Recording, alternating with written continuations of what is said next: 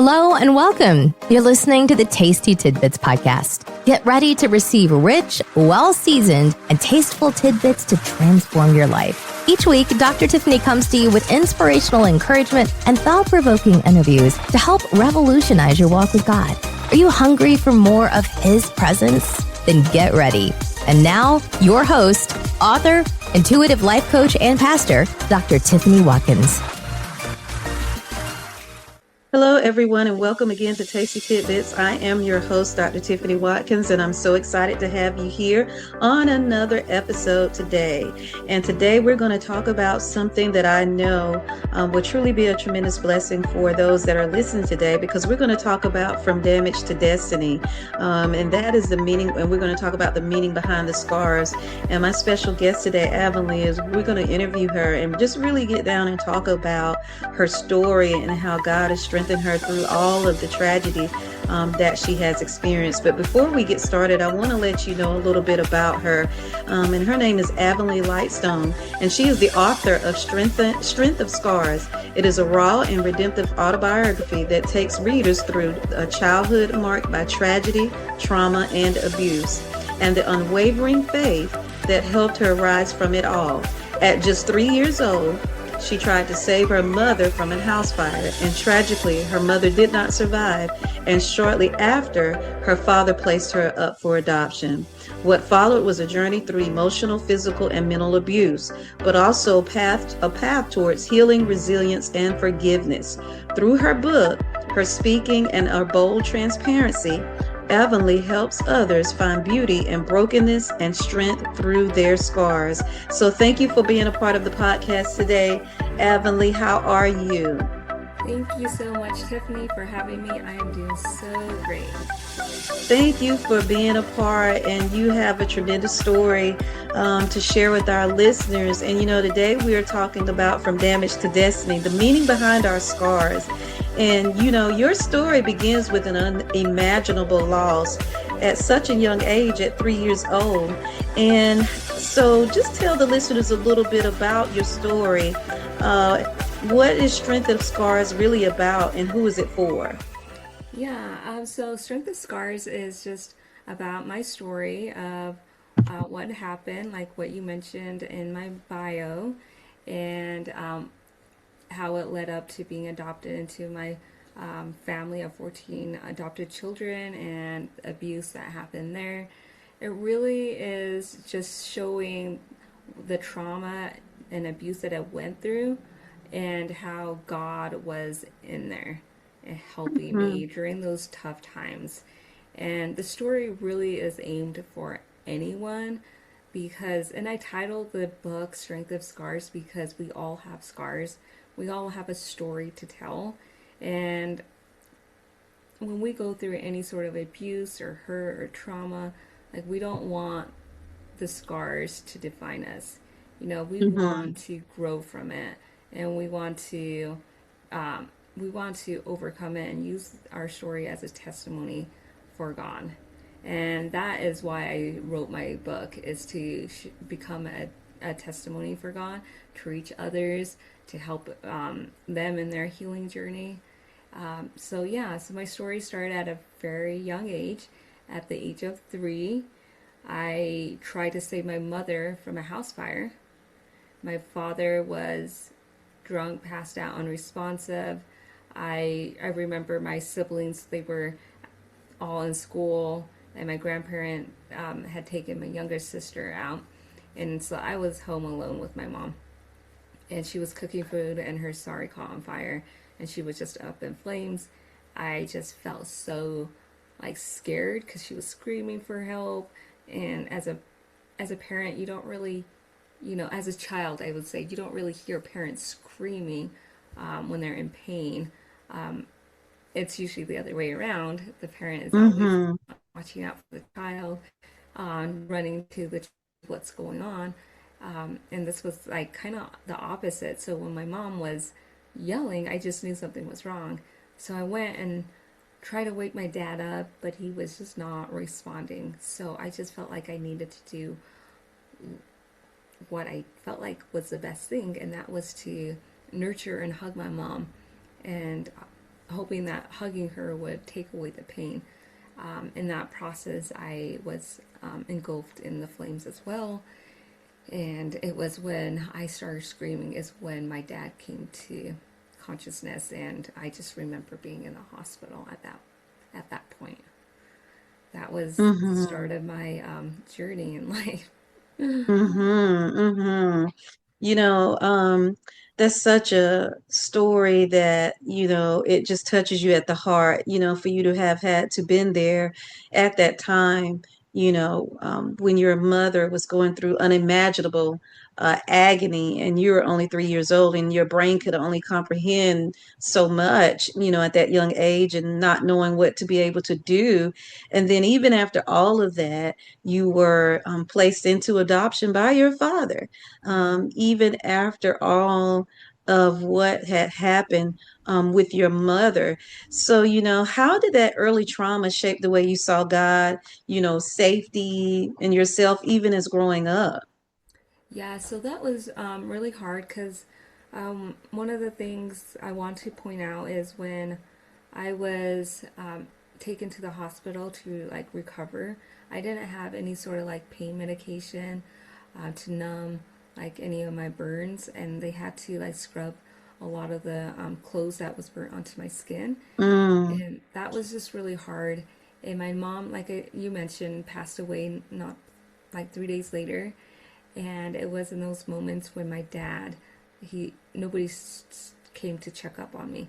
So as a 3 year old, you need, I don't know, like you need your family during those mm-hmm, times to nurture mm-hmm, you, especially when it's like so traumatic event, and it's just like a way for a child to recover faster. And I didn't have that, and so during those times when I felt rejected by my dad, is when I started really taking in the scenes of my life in India. Started taking the scenes of my mother, how she looked like, because she passed away. And then when I did recover and returned home, I only was able to pay respects to my mother. And then he, like you mentioned, he placed me up for adoption. Again, I felt rejected, mm-hmm, and felt like I was completely alone. I couldn't grasp any understanding what was going on. But I just knew that I wasn't wanted and that I was going to a different place. Luckily enough, after a couple weeks of just being in the orphanage, my dad ended up bringing a few of my other siblings to the orphanage with me. And I was very fortunate to have them. And I was also very fortunate to have two of my siblings adopted into the same family as I was. mm-hmm, It's mm-hmm, so there's like little tidbits, even though like we go through like hardship. I look back and I see like God's grace. He saw me in those moments, and he saw that I needed my siblings, and he was able to provide that, even though he knew that I was not going to go into a home where it's going to be just so happy and perky, that it was gonna be rough. But he mm-hmm, also provided me something that was something I can relate to, something I can love, which was my siblings. mm-hmm, And so it's just like I look back and I see like there's a lot of like little tidbits of blessings that God sends our way, even during those times where we don't feel like He's not there, or we feel like we're forsaken or forgotten. He really is there, and we might not understand what our story means and why we're going through that, but that doesn't mean we're not going to get those answers later in life. And it could be used as a testimony later on. mm-hmm, So there's many things that we can look back and say, yeah, God was in the works. And yeah, and I was very fortunate to be adopted to a home where my family were religious. And that is mm-hmm, where I knew about God, knew that, hey, I can talk to God any time of the day, night. I can pray to him. I can pray about anything. And that little piece was comfort to me. Mm-hmm. I like took it because my mom, she was abusive. She did not know how to like care for us kids. And my older sister, she she was 9 years old when she Mm-hmm. was taken from her family. And she was like, no, this is not my mother. And my mother just reacted so harshly. She's like, I just, like, she couldn't handle that. And so she Mm-hmm. started resenting her, pushing her away, started abusing her. And when anytime she, like, fessed up, then I would get in trouble for it. And so it was just like, she saw a lot of the consequence, like a lot of the way that she punished me was by isolating me Mm-hmm. because I could handle pain really well. So, Mm-hmm. yeah, there's times where she physically punished me, but, I just rolled with it. It's like, okay, move on, keep going. But what really, really affected me was the emotional abuse that she had. And when I came to America, I had to learn English, right? Mm-hmm. And I had to leave a lot of my culture behind. And I grew up in a really small community of, like, I think the population at the time was 300, so super small, on a ranching home. And I just didn't know exactly how to, like, function in a way where, because it's like a completely different environment. And she wasn't there to help me out. And I was getting behind in school. And when I'm behind in school, she would isolate me and give me more homework in like the basement, but wouldn't give me instruction how to do my work, right? Mm-hmm. Mm-hmm. And then like if I didn't know how to do that, then she would send me to my room for 3 days without food or water, and it just would just keep going on and on. And I just remember praying to God, asking Him, like, why would you do this to me? Like, why didn't you save my mother? She has a lot more life left in her. She has her kids. She has her husband. She has future. Where at me, I'm just 3 years old. You could just, like, I could switch places with my mom, and she would have a lot more, and I could just, wait years for me to leave this house, for me to go on out on my own. Like, I just don't think I would be very necessary. I couldn't grasp the idea that why God kept me alive and put me in this abusive situation. And um and during those time of isolation, you know um God works with us. And I felt God with me during those times, comfort me, almost like I could feel him like bringing my mother's spirit by my side when I would cry myself to sleep. And so I Mm-hmm. knew like he was there. I knew he existed. I knew he loved me, because there was so many times where he just protected me during those times where it could be fatal at times. And I just I like as a young child, you really need an adult, like even like somebody that's you feel is safe, that knows your situation, that could help you. I didn't Mm-hmm. really have that, though I did have like teachers that were really kind and helped me during tutoring. Like they weren't really there for me and my need. And so during those times where I was isolated, I started forming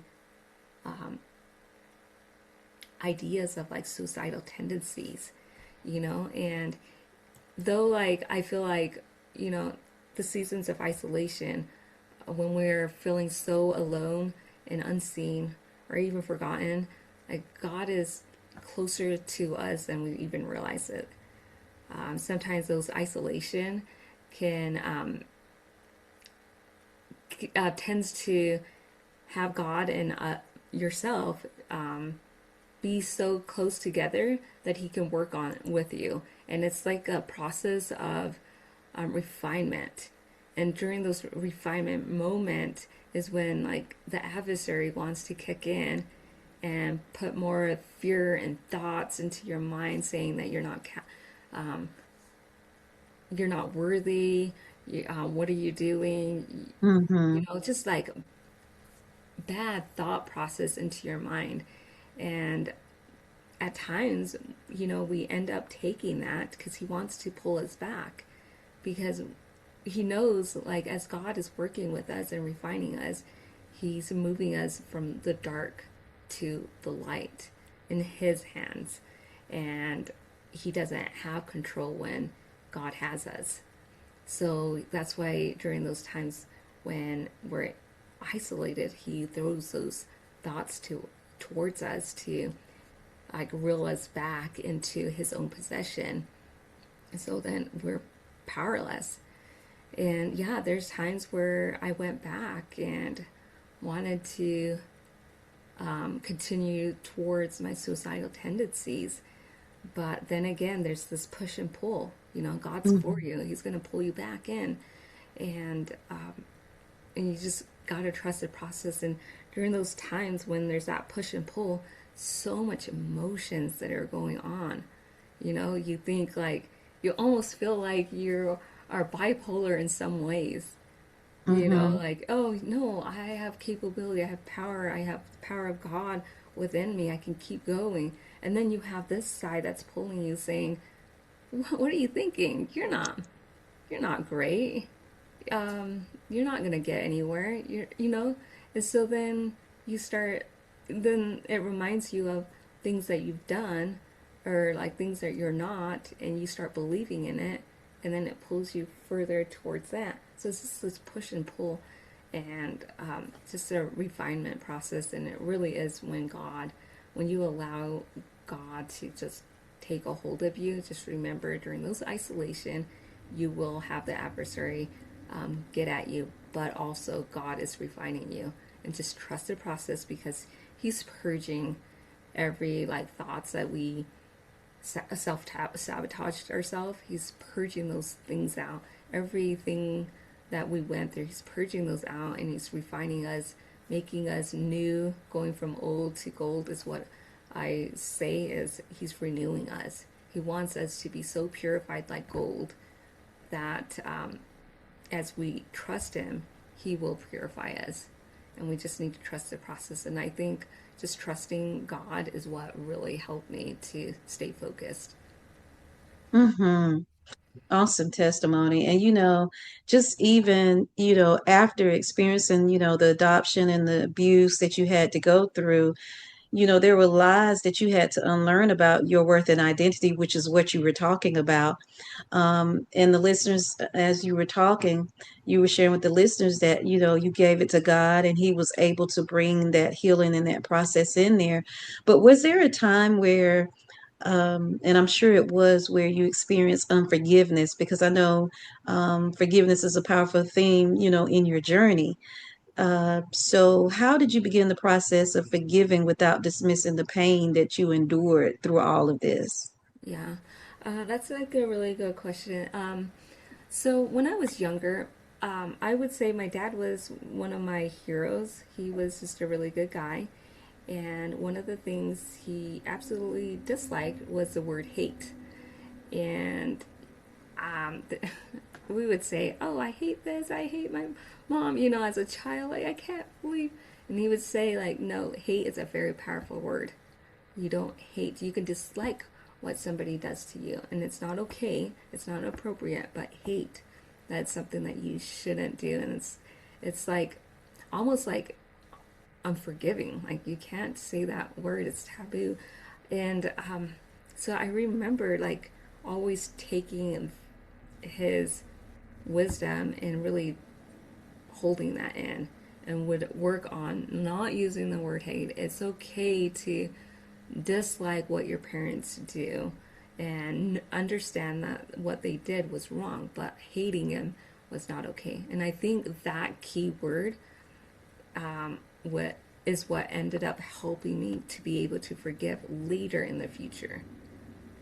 So it was almost like he was teaching me in a very like a kinder way of carry your integrity upmost and use not destructive words, because you don't, those will define you, and you don't want, just because somebody else is doing wrong to you does not mean you need to use words that's going to define you.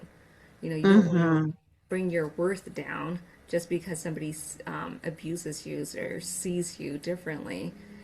It's not okay. So be careful in how you think and what words you use. And so yeah, I tried to be very careful with the words that I would use, because it didn't help me and it wasn't very kind, and I recognized that. But as I got older, and I got pregnant with my first daughter, I realized there was a lot of pent up energy that I held, because I held a lot of stuff inward. I didn't tell anybody. I just kept a lot of it inside me. And when I became pregnant, your motherly instinct starts kicking in. It starts like, hey, I need to prepare for my child. I got to prepare for the room. And then the thought process of, how am I going to raise this child? What am I going to do that's going to be different from my mother? And it's just, some of that I started freaking out, because I didn't want to be a mother that soon, because I had a lot of like personal issues that I needed to overcome. And I didn't want to pass what my mom did to me onto my child.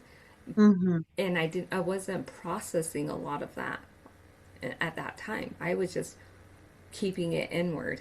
And so when I became pregnant, I think a lot of it was like purging out, and I was getting anxiety, and I didn't want to be my mom. And during that time, I leaned on God, and I was asking God, like, what do I need to do differently so then I can be a better parent for my child, and not have just like things poking at me that triggered me in a way where, oh, this reminds me of my childhood, what my mom did, and triggers me and makes me react. I didn't want to do that to my child.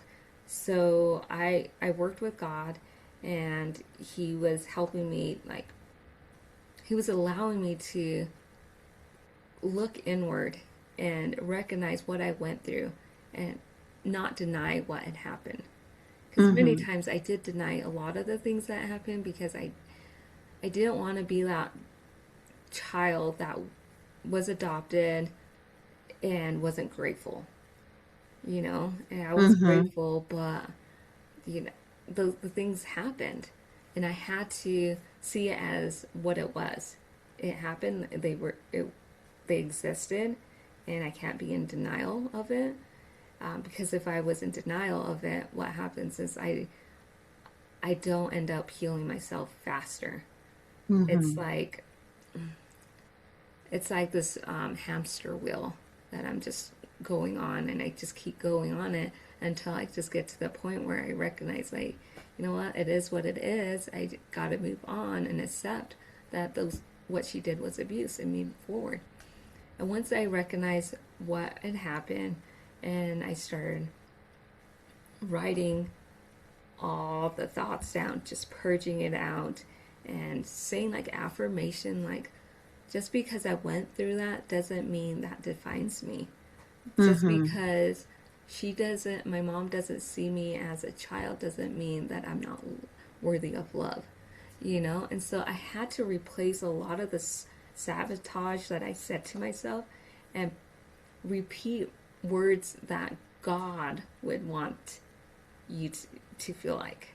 Like, hey, you are a child of God. Believe it, believe it. So I would have to tell myself, yeah, it was hard. It wasn't easy. It was really hard. But once I did that, and I started placing it out on paper, purging it out, and putting in good good fruits within myself and see myself Mm-hmm. as a good person, and that I am just as worthy as anybody else, I started seeing a shift in myself. I saw like growth. I started seeing like, hey, you know what? There could be peace and there could be freedom. And I ended up reaching out to my mother like a few times, many times, telling her, hey, what's going to happen is there's going to be a great divide in the family. It's not going to be pretty. It's not going to be like this beautiful family that you want it to be, and nobody on the outside is going to see it. Eventually, God's going to purge the truth out. Mm-hmm. So you Mm-hmm. got to decide whether you want to forgive and move forward, because I'm willing to forgive. Let's put everything, set everything down and move forward. Start from scratch, move forward, because what will happen is, you know, it will repeat unto your grandkids. And I mentioned that. Mm-hmm. And she wasn't having it. And I just didn't understand. I'm like, this is like a win win situation. Like, it's, you're going to be forgiven, and we can all just move forward and start a new lifestyle and, you know, a new goals as a family. But she wasn't ready, and I was just kind of angry, and I didn't quite understand what forgiveness was. And I was asking God, like, you know, I forgave her, shouldn't she forgive me? You know, I thought it was this like this exchange, but it's not. Mm-hmm. It really Mm-hmm. isn't. Forgiveness really is a process between you and the Lord, Mm-hmm. and it's so different for everyone, because every single person has this different story in their life, and it's, you know, how God gives you that forgiveness process. It's going to be completely different from like me, and it's, Mm-hmm. you know, He caters that process that's unique to you and Him. It's just like a personal development, um, and by trusting in Him, I was able to like talk to God in a way where I just told God, like, look, I don't know what else to do. I need to move forward. And He's like, hey, give everything to me. You did what you could. Now give it to me. And when I Mm-hmm. gave it to God, He like, He took a lot of that weight, that stress, that anxiety, even the suicidal tendency, took that away. And I just felt so free. I'm like, wow, this feels good. And He's like, now start speaking to me as if I'm that mother you wish you had. You know, because, Mm-hmm. you know, he can. So I ended up giving my mom to Him. It's like, I Mm-hmm. can't help her. You're going to have to work with her. But I'm going to move forward. I'm going to move on, because she doesn't want a life with me. And that's okay. And I was okay with that. And that is kind of where the forgiveness process happens. And I recognize that, hey, we all have a different journey, and our forgiveness is going to be different from like me or yours. It just depends Mm-hmm. on what your situation is. Mm-hmm.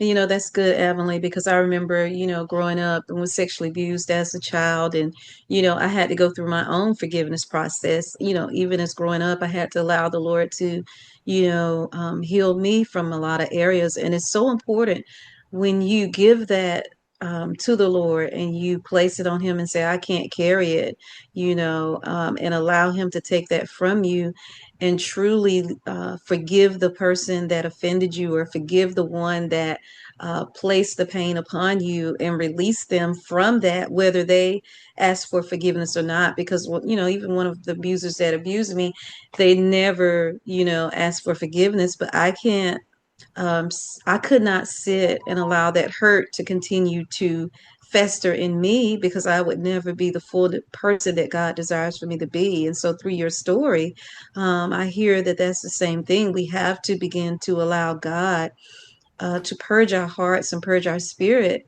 and allow the healing to work within us, so that we can, minister to others and help others through our testimonies, which is what you're doing today, because that shows someone else that, hey, I can make it through this. I'm able to get through it. If Avonlea, was able to go through this, and she was at 3 years old when this happened, then there's a God out there that will be able to help me as well. And for those who are listening right now, we have listeners that are listening. They still may have their scars and still may be going through things. And I know that you stated, you did your affirmations and you put it and placed it on God. But for those who are listening right now and still have scars, what main message of hope would you desire to give to them today? Yeah, that's a really great question because um, every single person is unique to their own story, and some people can handle it better than other people. Other people needs extra nurturing, and there's not like a time frame. When you just give it to God, doesn't mean like, okay, I'm healed whole. Mm-hmm. Sometimes God really is working with you, and there's some tidbits maybe that we're holding back that we don't even recognize that we're holding back, and he's Mm-hmm. like patiently waiting for us to recognize what's holding us back. And once we have that aha moments, oh, that's what I need to give up. Or there's times when we're holding on to even someone that's holding us back, and it could be like one of our closest family member, and Mm-hmm. that's hard, like how can you get rid of your family member? Like that's I get it. And just know that as long as you're working with God and you're trusting in Him, uh, the process might take longer. But during those times, just keep telling yourself you got it, that you will be delivered. Tell yourself and start believing yourself that you will be Mm-hmm. delivered, because you got to Mm-hmm. have faith and hope. Faith and hope go hand in hand. And when you have Mm-hmm. those together and you wake up every morning knowing that, hey, it's a new canvas, I can paint the picture the way I want it. So if you wake up angry and your canvas for that day is full of just, anger, resentment, that's what your day is going to look like. But if you wake up knowing that every day you have new breath, new life, and with gratitude and thankful in your heart, your brush strokes of those new canvas can be different by your mindset. So just choose, what am I going to draw today that's going to be helpful for me in the future? Any little small stroke that's going to help you in gratitude is going to help you towards healing. So Mm-hmm. just because it might take longer does not mean you're not healing. Just give what you can every day. Mm-hmm, mm-hmm. I love that advice, because everybody's healing process, is not the same, and it takes longer for others and it may be shorter for others. But as long as you're going through that healing process and healing, that's what matters, Yeah. And so I thank you for being a part of the podcast today, Emily. Would you pray for those that may be listening that has, hurt in their heart and they're willing to let it go, but just need that extra encouragement? Would you do that for us today? Yeah. Yeah. Heavenly Father, we come before you and pray with you, and we ask that Mm-hmm. you can just place your spirit on our hearts and mend our hearts and help heal us.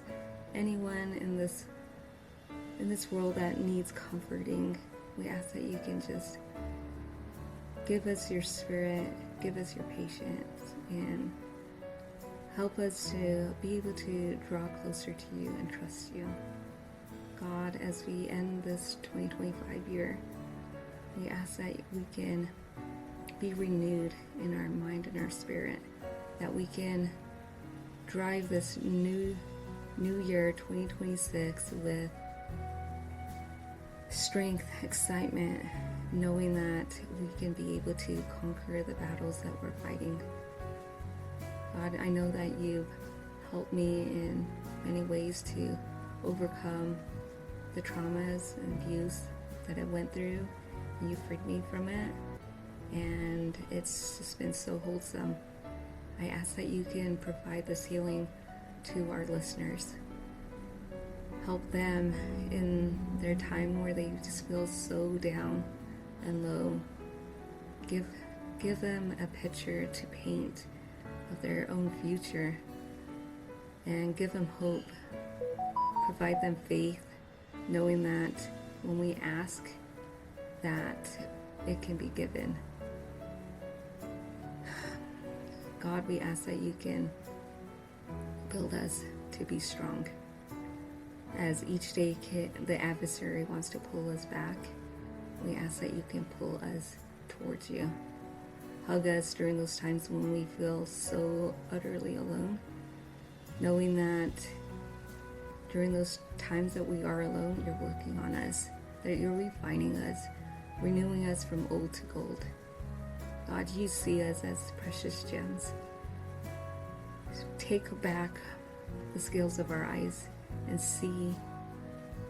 have us see the way you see us, as a child of God with a purpose, with a testimony, and that you're just going to take us and hold us, and we're just going to ignite this new year with your love, with your compassion, and we're going to be freed, and we're going to feel your presence within us, and help us start each day in this new year with you, with gratitude in our hearts, knowing that